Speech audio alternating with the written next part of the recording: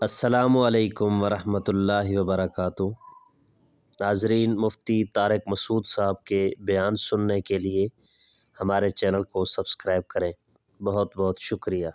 زوجہ سے کے ہاتھ کے ذریعے انسان ڈسچارج ہو سکتا ہے، حیا کے خلاف مسئلہ ہے، لیکن یہ بہت پوچھتے ہیں لوگ، کچھ مسائل بولتے ہوئے مجھے خود ایک دماغ پہ بوجھ ہوتا ہے۔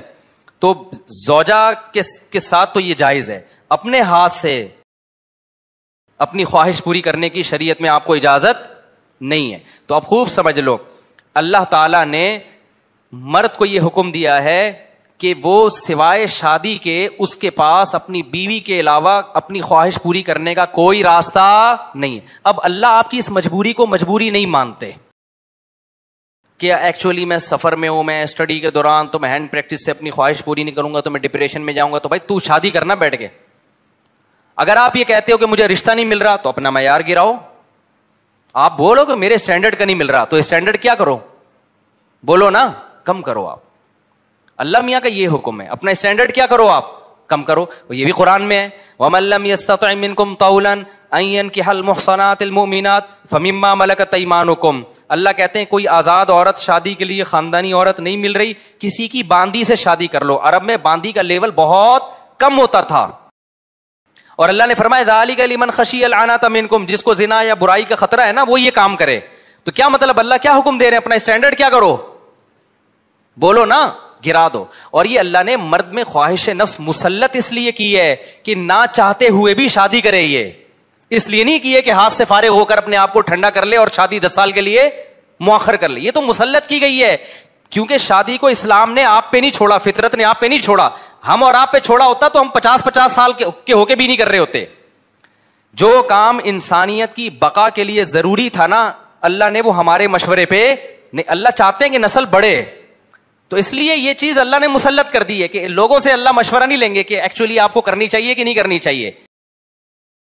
اللہ مسلط اتنی کر دیتے، آدمی کہتا ہے بھائی میرا دماغ پھٹ رہا ہے، میں برائی کی طرف جا رہا ہوں، میرے پاس کرنے کے علاوہ کوئی آپشن ہے نہیں، تو مسلط ہو جائے۔ کیوں؟ اس کا فائدہ کیا ہوگا، مجبور ہو کے آپ نکاح کرو گے، ایک دوسری عورت کو بھی آپ برائی سے بچا لو گے، اور دونوں کے ملاپ سے اولاد ہوگی جو اللہ چاہتے ہیں کہ نسل بڑھے۔ یہ تو فیملی پلاننگ والے کہتے ہیں کہ نہیں بڑھے، لیکن اللہ نہیں مانتا ان چیزوں کو۔ نہیں آ رہی بات، میرا خیال ہے۔ تو یہ فطرت نے مسلط کی ہے، تو اگر ہم مجھ زنی کی اجازت دے دیں تو اس فطرت جو آپ سے چاہ رہی ہے آپ اس کے اگینسٹ چلنا، بولو نا، شروع۔ مثال کے طور پر فطرت آپ کو بھوک لگاتی ہے روٹی کی، کیوں لگاتی ہے؟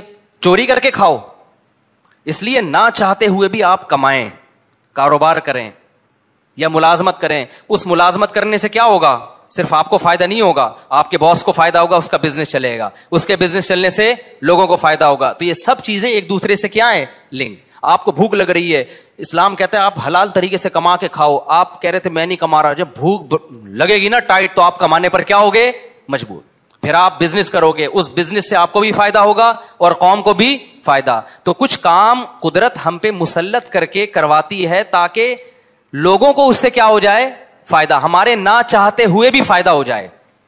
لیکن آپ نے کیا کیا، ایکچولی میرے پاس چونکہ ایک ارننگ کا، کمائی کا ٹائم نہیں ہے، میں ایکچولی بہت بزی ہوں، میں بہت بڑا سائنسدان بننا چاہتا ہوں، آج کل ٹوپی ڈرامے جو چل رہے ہوتے ہیں، تو میں اگر کماؤں گا تو پھر ایکچولی تو میں بھیک مانگنا شروع کر دیتا ہوں، یا میں چوری کر کے کھانا، میں کیا کروں بھائی، میں اسٹڈی ہے، کل میرا پیپر ہے یار، میں کماؤں کیا، تو میں چوری کروں گا۔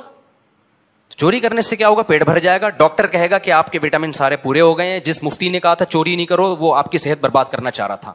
جیسے ڈاکٹر جو مزنی نہیں کرتے نا، ان کو یہ کہتے ہیں مفتی لوگوں کے چکر میں نہیں پڑو، یہ تمہیں ڈپریشن کا مریض بنا دیں گے، کوئی بات نہیں، اپنے آپ کو ہاتھ سے فارغ کر لیا کرو، اس سے ڈپریشن کیا ہو جائے گی، ختم۔ او بھائی اس سے اس کی ڈپریشن ختم ہوگی، قوم کی ڈپریشن بڑھے گی، عورتوں کی ڈپریشن بڑھے گی، مرد ان سے شادیاں ٹائم پہ نہیں کریں گے، جیسے بڑھ رہی ہے ڈپریشن وہ بھی زنا کی طرف جائیں گی، وہ بھی ہاتھ سے، اور جو گند ہماری سوسائٹی میں پھیل رہا ہے اور نسل کی کمی کا ذریعہ بنے گی، بہت سارے سائیڈ افیکٹ ہوں گے اس کے۔ تو فطرت آپ پہ بھوک مسلط کرتی ہے، نہ چاہتے ہوئے بھی آپ روٹی کماؤ، امتحان کو مؤخر کر دو، کیونکہ روٹی کمانے کی فکر ضروری ہے، اس سے دوسروں کو بھی روٹی ملے گی، اس کو بھی بزنس ملے گا۔ تو فطرت جو بیسک ضرورتیں ہیں نا وہ ہم سے نہیں پوچھتی، وہ ہم پہ مسلط کر دیتی ہے۔ تو صحیح آدمی ہوگا، صحیح ڈاکٹر ہوگا، وہ کیا کہے گا، یار بھوک لگ رہی ہے نا، پڑھائی کو ایک طرف رکھ، تو ایسا کر کچھ کما یار، کچھ سائڈ بزنس کر لے، اس بزنس سے پھر قوم کو کیا ہونا شروع ہو جائے گا، فائدہ۔ اگر فری پھوکٹ میں ملنا شروع ہو جائے تو وہ سارا سیٹ اپ کیا ہو جاتا ہے. تبھی تو میں اس کے خلاف ہوں. یہ جو دسترخوان لمبے لمبے بچھائے ہوئے ہوتے ہیں, امیر غریب کا فرق کیے بغیر کھلا رہے ہوتے ہیں, اس کا نقصان یہ ہے کہ لوگ اپاہج بن جاتے ہیں, پھر ملازمت کرنا چھوڑ دیتے ہیں, مزدوری مہنگی ہو جاتی ہے, کیونکہ مزدوروں کو جب فری میں اتنا مل رہا ہوتا ہے وہ کہتے ہیں اب ہمیں ضرورت کیا. ہاں کہیں ایسے مزدور ہوں جن کی دہاڑیاں کم ہو, وہ ایک الگ بات ہے. تو اب سمجھے اسلام اور دین فطرت ایک ہی چیز کے دو نام ہیں. تو اللہ میاں نے جب حکم دے دیا ہمیں کہ تمہارے پاس نکاح کے علاوہ کوئی راستہ نہیں ہے, تو اٹ مینز اب کوئی راستہ نہیں. اگر کسی کو لت پڑ چکی ہے تو توبہ کرے, عادت چھوڑنے کی کوشش کرے وہ.